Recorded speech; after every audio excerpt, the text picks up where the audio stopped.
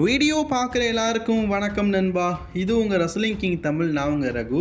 இன்றைக்கி நம்ம சேனலில் இந்த வாரம் ஃப்ரைடே நைட் ஸ்மேட் உண்மையிலேயே இஞ்சி பார்த்தீங்கன்னா வச்சு செதுக்கியிருந்தாங்க. அந்தளவுக்கு ஸ்மேக்டவுன் இன்றைக்கி வேறு லெவலில் இருந்தது. அப்படிப்பட்ட ஸ்மேக்டவுன் என்னது அப்படிங்கிறத பற்றி பார்க்கலாம். அதுக்கு முன்னாடி சேனலுக்கு ஃபஸ்ட் டைம் வந்து சப்ஸ்கிரைப் பண்ணி பெல் ஐக்கனை கிளிக் பண்ணி வச்சுக்கோங்க. தினமும் போடுற ரெஸ்லிங் சீரியல் தமிழை தெரிஞ்சுக்கோங்க.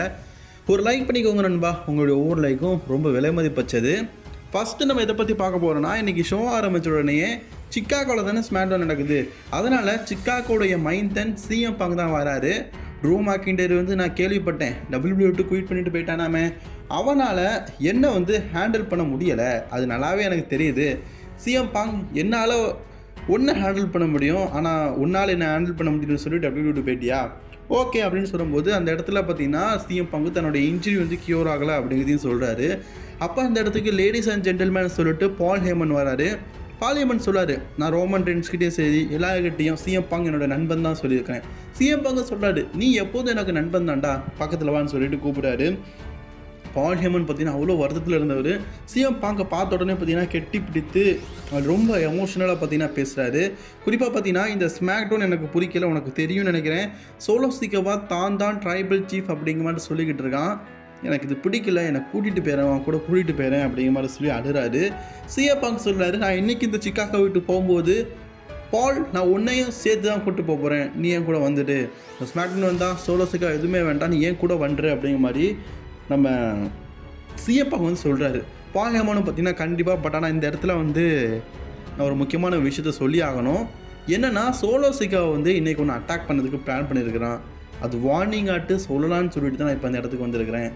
நான் கண்டிப்பாக உன் கூட வருவேன், ஆனால் இது அதற்கான நேரம் இல்லை, என்னை மன்னிச்சிடு அப்படிங்கிற மாதிரி சொல்கிறாரு.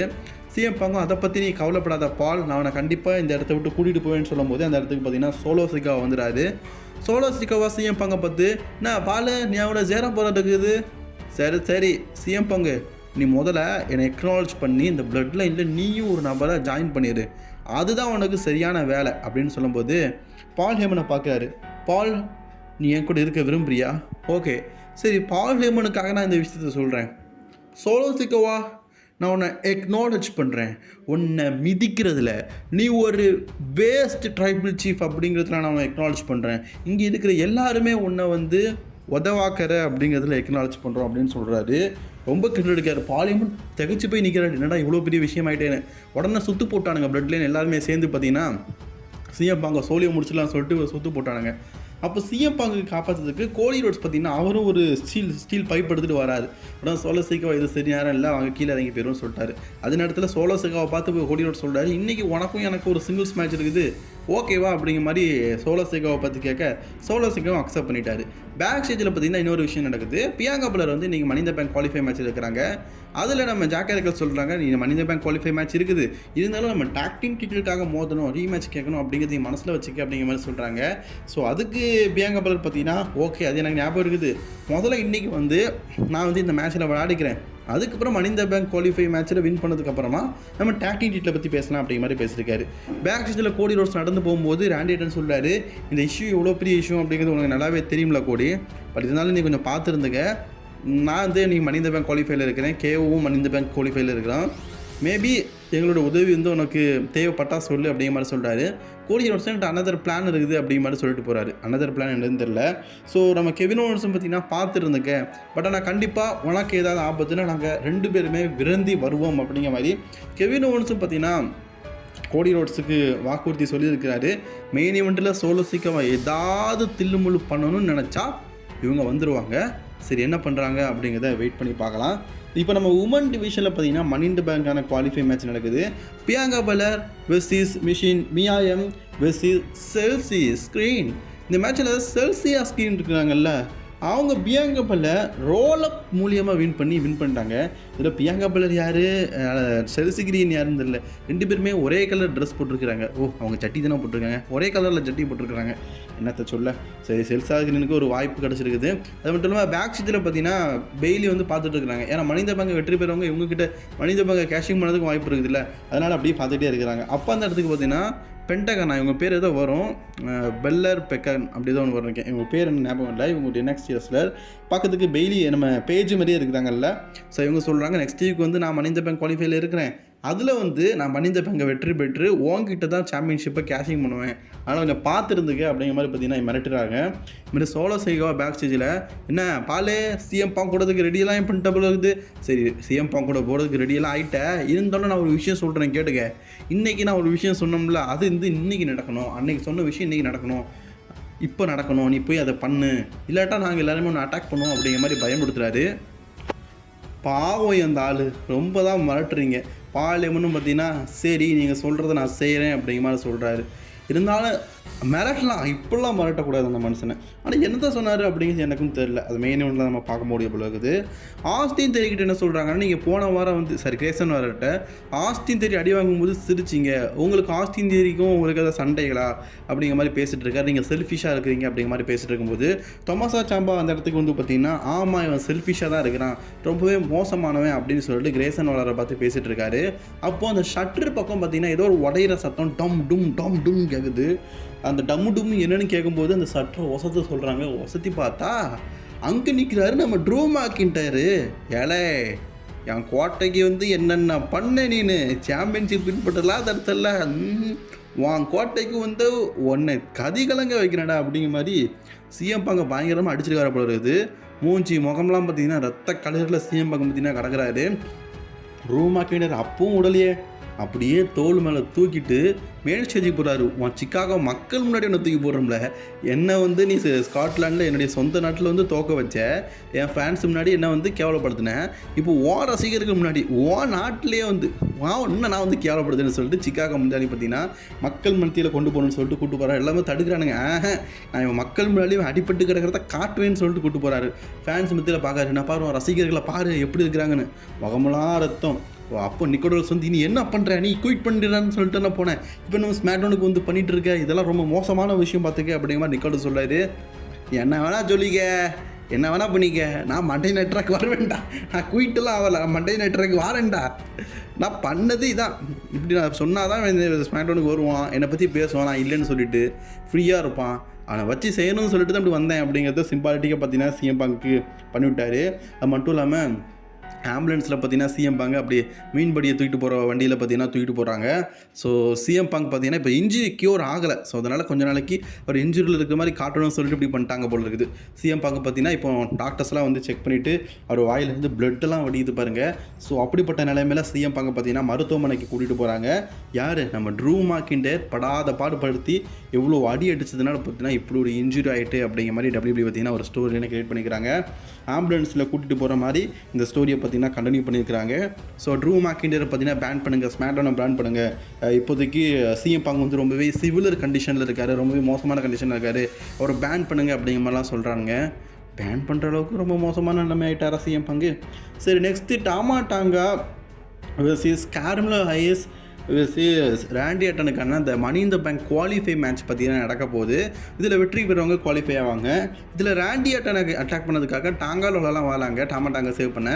இந்த வாய்ப்பை பயன்படுத்திக்கிட்ட கேன்வஸ் பார்த்தீங்கன்னா ராண்டி ஆர்டனை பின்ஃபால் பண்ணி 1 2 3 ராண்டி ஆர்டனையே பின்ஃபால் பண்ணி கேன்வஸ் பார்த்தீங்கன்னா வின் பண்ணிட்டாரு. ஸோ அவர் மணி இன் த பேங்கில் குவாலிஃபையராக பார்த்தீங்கன்னா செகண்ட் கண்டராக செலக்டாக இருக்கார். இதுக்கு முன்னாடி ராபரண்டில் ஜேவூஸை வந்து கண்டென்டராக செலக்ட் ஆனார் அப்படிங்கிறது ஒரு முக்கியமான விஷயம். இன்றைக்கி இவர் பார்த்தீங்கன்னா கண்டென்டராக செலக்ட் ஆகிட்டாரு. அவருக்கு சந்தோஷம் தாங்க முடியல, ஐயையோ நான் ஜெயிச்சிட்டேனே, ஆத்தா நான் ஜெயிச்சிட்டேனே அப்படின்னு சொல்லிட்டு பயங்கர அவருக்கு சந்தோஷம் போல இருக்குது கேமிலோ ஹையஸுக்கு. ஸோ கேமிலோ ஹையஸ் பார்த்தீங்கன்னா செகண்ட் கண்டென்டராக செலக்ட் ஆகிட்டாரு மணி இன் த பேங்க் குவாலிஃபை மேட்ச்சில். அடுத்து என்ன நடக்குது அப்படின்னு கேட்டிங்கன்னா, இப்போ மணி இன் த பேங்க் குவாலிஃபை மேட்ச் நடந்து முடிஞ்சிச்சுல, நெக்ஸ்ட்டு வந்து டபிள்யூபிள்யூ பார்த்தீங்கன்னா பேக் ஸ்டேஜை காட்டுறாங்க. பேக் ஸ்டேஜில் எல்ஐ நைட் பார்த்தீங்கன்னா கோவத்தோடு வராரு. அப்படியே நான் மெயின் ஷோக்கு போகிறேன்னு சொல்லிட்டு மெயின் ஷோக்கு வராரு. போன வாரத்துக்கு முந்தின வாரம் வந்து நான் எல்ஐ நைட்டை யூஎஸ் சாம்பியன்ஷிப்பாக சேலஞ்ச் பண்ணேன், அவன் ரெஸ்பான்ஸ் பண்ணல. அதனால் நான் அவன் வீட்டுக்கே போயிட்டு அவனை சேலஞ்ச் பண்ணேன். அவனோட ஸ்விம்மிங் பூலில் குளித்தேன், எல்லாமே பண்ணேன். இருந்தாலும் அவன் சேலஞ்சிங் அக்செப்ட் பண்ண மாட்டேங்கான். யூஎஸ் சாம்பியன்ஷிப்புக்கான வாய்ப்பு எனக்கு வேணும், அப்படி அவன் தராட்டா பிரச்சனை இல்லை, ஏன்னா நான் மணி இன் த பேங்க் குவாலிஃபை மேட்ச்சில் இருக்கிறேன். மணி இன் த பேங்கை வின் பண்ணி அவனுக்கு அகேன்ஸ்டாக நான் அவன் சேலஞ்சிங்கே பண்ண வேண்டாம், அவனுக்கு அகேன்ஸ்டாக நான் மணி இன் த பேங்கை கேஷிங் பண்ணி நான் நியூ யூஎஸ் சாம்பியன் ஆவேன். எல்ஐ நைட்டு நீ மணி இன் த பேங்கை வின் பண்ணால் யூஎஸ் சாம்பியன்ஷிப் தான் கேஷிங் பண்ணுவியா? என்னத்த சொல்ல, நான் மணி இந்த பேங்க் குவாலிஃபைல இருக்கிறேன், நான் வின் பண்ணி மணி இந்த பேங்கை யூஎஸ் சாம்பியன்ஷிப்பாக கேஷிங் பண்ணுவேன் அப்படிங்கிற மாதிரி சொல்கிறாரு. ஓஹோ, மணி இந்த பேங்க் ட்ரிக்கு இந்த மாதிரி பண்ணிடுவானுங்களோ, ஒருவேளை ஸ்டோரியை மாற்றிடுவானுங்களோ, எனக்கு நடக்கிறத பற்றி அப்படி தான் தோணுது போல இருக்குது. அப்போது அந்த இடத்துக்கு சாந்தோ எஸ்கோபார் வந்து நெக்ஸ்ட் வீக் வந்து நீ அவங்க கூட மட்டும் மோத போகிறதில்ல, ஏன் கூட மோத போகிற ஒரு ட்ரிபிள் த்ரெட் கண்டெண்டர் மேட்ச் தான் நெக்ஸ்ட் வீக் நடக்க போகுது. ஸோ இதில் வெற்றி பெறுவங்க நம்ம வந்து லேடர் மேட்ச்சில் பங்கேற்பாங்க அப்படின்னு சொல்லும்போது பின்னாடியோடி வந்து லோகன் பால் பார்த்தீங்கன்னா எல்ஏ நைட்டை அட்டாக் பண்ணுறாரு. ஏன்னா நெக்ஸ்ட் வீக் பார்த்தீங்கன்னா எல்ஏ நைட்டுக்கும் லோகன் பாலுக்கு மட்டும் இல்லை, Santos Escobar triple threat match நடக்க போகுது. இந்த மேட்ச்சில் யார் வெற்றி பெறுவாங்களோ அவங்க பார்த்தீங்கன்னா number 1 contender for the United டைட்டிலுக்காக மணி இந்த பேங்க் லேடர் மேட்சுக்காக பார்த்தீங்கன்னா பங்கேற்க போகிறாங்க. ஸோ அதே மாதிரி Kevin Owens Andrade versus Grayson வாலருக்குள்ளே நெக்ஸ்ட்டு பார்த்தீங்கன்னா ட்ரிபிள் த்ரெட் மேட்ச் நடக்க போகுது. இந்த மேட்ச்சில் வெற்றி பெறுவாங்க அடுத்த குவாலிஃபையராக பார்த்தீங்கன்னா இன்றைக்கே செலக்ட் ஆகிடுவாங்க. ஒரு குவாலிஃபை தான் நடந்து, ஸ்மாண்டரில் 3 நடக்குதுப்பா, வேறு லெவல். சரி, அதுபடி கெவின் ஓவன்ஸ், ஆண்ட்ராய்டு, கிரேசன் வாலர் 3 பேருமே வராங்க. வழக்கம் போல தான் பிளட் லைனுடைய இன்வால்மெண்ட் இருக்க தான் செய்யுது. இந்த மேட்ச்சில் ஃபைனலி யார் வெற்றி பெறா பார்த்தீங்கன்னா ஆண்ட்ராய்டே வெற்றி பெறாரு. நம்ம கணிக்க முடியாத ஒரு சில ஆப்பரன்ஸ்லாம் பார்த்தீங்கன்னா மணி இந்த பேங்கில் WWE வந்து பங்கேற்க வைக்கிறாங்க. ஸோ கிரேசன் வாலர் வந்து இதில் தோற்று போயிடாரு. ஆண்ட்ராய்டேஸ் இன் ஆல்மஸ் தான் பார்த்தீங்கன்னா இந்த மேட்ச்சில் வந்து வின் பண்ணியிருக்காரு. அவர் தான் மணி இந்த பேங்கில் பார்த்தீங்கன்னா நெக்ஸ்ட் குவாலிஃபையராக வந்து செலக்ட் ஆகிருக்காரு. இன்னும் 3 பேர் இருக்கிறாங்க, அது யார் அப்படிங்கிறதான் தெரில, வெயிட் பண்ணி பார்ப்போம். ராவில் 2 பேர், ஸ்மாக் டவுனில் 1 பேர். அந்த ஸ்மாக் டவுனில் ஒருத்தர் யார் அப்படிங்கிறது நெக்ஸ்ட் வீக் தெரிஞ்சிடும். ஸோ அடுத்தது பார்த்தீங்கன்னா மிஷின் மியா எம்மோ பேக் ஸ்டேஜில் பார்த்தீங்கன்னா பேசிகிட்டு இருக்கிறாங்க. ஸோ இவங்களுக்குள்ள கான்ட்ரவர்சி வந்துட்டு இருக்கும்போது அந்த இடத்துக்கு வந்து ஆயாக்ஸ் பார்த்தீங்கன்னா மிஷின் ஏஎம்எம்மை அப்படியே நசுக்கி பொசுக்கிட்டு போயிட்டு இருக்கிறாங்க. அடுத்த அடி உனக்கு தாண்டி அப்படிங்கிற மாதிரி ஒரு முறைச்சிருப்பாங்க பாருங்களேன், உண்மையிலேயே வேறு லெவலில் இருந்தது. ஸோ அடுத்தது என்ன நடக்குது அப்படின்னு கேட்டிங்கன்னா நெக்ஸ்ட் வீக் என்னெல்லாம் நடக்க போகுது அப்படிங்கிறத பார்த்தீங்கன்னா ஒரு அட்வர்டைஸ்மெண்ட்டாக பார்த்தீங்கன்னா WWE போட்டு காட்டுறாங்க. நெக்ஸ்ட் வீக் நடக்க போகிற மண்டே நைட் ஸ்மாக்டவுனில் பார்த்தீங்கன்னா candies டிஃபினி versus ஜாக்காருக்குள்ள triple threat match நடக்க போகுது. இதில் டிஃபினி மிக்மேன் இருக்கிறாங்க அப்படிங்கிறது ஒரு குறிப்பிட்டத்தக்க விஷயம். ஸோ அதே மாதிரி பார்த்தீங்கன்னா இன்னொரு குவாலிஃபை மேட்ச் பார்த்தீங்கன்னா நயோமி பேலர் டெவில் போல், நான் அப்படி சொன்ன ஒரு உமன் ட்ரெஸ், அவங்க பேர் வந்து டெவில் போல் தான். ஸோ அடுத்தது பார்த்தீங்கன்னா இண்டி ஹாலோட இவங்க ட்ரிபிள் த்ரெட் மேட்சாக பார்த்தீங்கன்னா நெக்ஸ்ட் வீக் நடக்க போகுது. அது மாதிரி மென்ஸில் பார்த்தீங்கன்னா ஒரு ட்ரிபிள் த்ரெட் மேட்ச் எல் ராய் நைட் லோகன் பால் விசஸ் அந்த எஸ்கோபாருக்குள்ள triple threat money in the bank qualify match பார்த்தீங்கன்னா நெக்ஸ்ட் வீக் வந்து நடக்க போகுது. இதெல்லாம் நெக்ஸ்ட் வீக் நடக்க போகிற மேட்ச். அதுவும் மணி இந்த பேங்க்கு qualify match Madison Square Garden சொல்லிக்கிறாங்க. இன்றைக்கி பார்த்தீங்கன்னா அல்சஸ்டேரி அரினா என்ன சொல்லிக்கிறாங்க, சிஎம் பேங்க் வந்து இப்போதைக்கு ஹாஸ்பிட்டலில் அப்ரேஷனில் வச்சுருக்கிறாங்க. அவருக்கு ரொம்பவே கிரிட்டிக்கலான பொசிஷனில் இருக்கார் அப்படிங்கிற மாதிரி ஒரு அப்டேட்டையும் பார்த்தீங்கன்னா சொல்லியிருக்கிறாங்க. சரி, இப்போ main event time American nightmare Cody Rhodes versus Solo Sikoa. Cody Rhodes பார்த்தீங்கன்னா ரசிகர்கள் மத்தியில் அவருடைய என்ட்ரன்ஸை கொடுக்குறாரு. சோலோ சிகாவா பேக் ஸ்டேஜில் பார்த்தீங்கன்னா காட்டுறாங்க. பாலியப்பன் சொல்கிறாரு, நீ கோடி ரோட்ஸ் கூட மோதாதன்னு ரோமன் சொன்னார், மற்றும் நிறைய விஷயங்கள் சிஎம் பங்கு அட்டாக் பண்ணாதன்னு, அதுக்கு இந்த மாதிரி நிறைய விஷயங்கள் நடந்தது. பட் இருந்தாலும் நீ எல்லாத்தையும் தலையிடுற அப்படிங்கிற மாதிரி சொல்லும்போது சோலோ சிகாவா ஒரு விஷயத்த சொல்கிறாரு, நான் பால் ரோமன் ரெயின்ஸ் இதுக்கப்புறம் வரப்போகிறதுலாம் கிடையாது, ரோமன் ரெயின்ஸ் WWE இதுக்கப்புறம் வரப்போகிறது கிடையாது, இல்லவும் இல்லை, நான் தான் நிரந்தர ட்ரைபல் சீஃப் அப்படின்னு சொல்கிறாரு. சோலோ சிகாவா கேட்ட உடனே பார்த்தீங்கன்னா அப்படியே ஷாக் ஆகிட்டாரு. ரோமன் ரெயின்ஸ் இல்லையா, அவர் கண்ணே பார்த்தீங்கன்னா கலங்கிட்டுங்க, பார்லிமெண்டோட கண்ணே பார்த்தீங்கன்னா கலந்துட்டு, இந்த கண்ணில் ஆனந்த கண்ணீரை மட்டும் தான் பார்க்கணுன்னு ரோமன் ரெயின்ஸ் ஆசைப்பட்டார். வர வச்சுட்டிங்களா? இப்போ சோலோ சிகாவா வெர்சஸ் கோடி ரோட்ஸ் மேட்ச் நடக்குது. மேட்ச்சை எங்கிட்டுங்க ஒழுங்காக நடக்க விட்றானுங்க. பிளட் லைனில் இருக்கிற எல்லாரும் வந்து பார்த்திங்கன்னா ஏதாவது ஒரு குட்டையை கிளப்பி விட்றானுங்க. மேட்ச் நடக்கிறது கொஞ்சம் ஒரு 10 நிமிஷம் நடந்தது, அதுக்குள்ளே பார்த்திங்கன்னா எல்லாரும் வந்து மேட்ச் குவாலிஃபை பண்ணிட்டானுங்க. ஸோ பிளட் லைன் சகோதரர்கள் எல்லாருமே சேர்ந்து கோடி ரோட்ஸை பார்த்திங்கன்னா மாறி அட்டாக் பண்ணுறாங்க. அப்போ ராண்டி ஆட்டனும் கெவின் ஓவன்ஸ் நாங்கள் இன்னும் சொம்பையா, நாங்கள் சும்மாவாக இருப்போம் அப்படின்னு சொல்லிட்டு கோடி ரோட்ஸில் காப்பாற்றுறதுக்காக வராங்க. 3 பேரும் சேர்ந்து பார்த்திங்கன்னா பிளட் லைனை பயங்கரமாக அட்டாக் பண்ணுறாங்க. அதில் டாங்கல் வரலாம் அடி வாங்கி கீழே விழுந்துட்டாங்க. அப்போது சோலோ சிகாவா ஒத்தையில் மாட்டிக்கிட்டாரு. ஒரு முக்கில் போட்டுட்டு சோலோ சிகாவா இன்னைக்கு பந்து ஆடலாமா, தெரிக்க விடலாமா அப்படின்னு சொல்லி நிற்கிறாங்க. சோலோ சிகாவும் ஐயா வேணாயா, என்ன விட்டுறியா, வேணாயா அப்படின்னு சொல்லிட்டு நம்ம அஜித் பார்ப்பார்ல அப்படி வேணாம் சிரிப்பார், அந்த மாதிரி ஒரு மாதிரி சிரிச்சா இருப்பாருங்களா, அப்படியே பார்க்க தலை அஜித் மாதிரி இருந்தது. ஸோ அப்படியே அவரோட வில்லத்தனத்தை காட்டி ஒரு மாதிரி சிரிக்கிறாரு. ஆனால் அவன் சிரிக்கிறான்னு பார்த்தா அப்போ ஜாக்கப் ஃபாட்டு வராருங்க.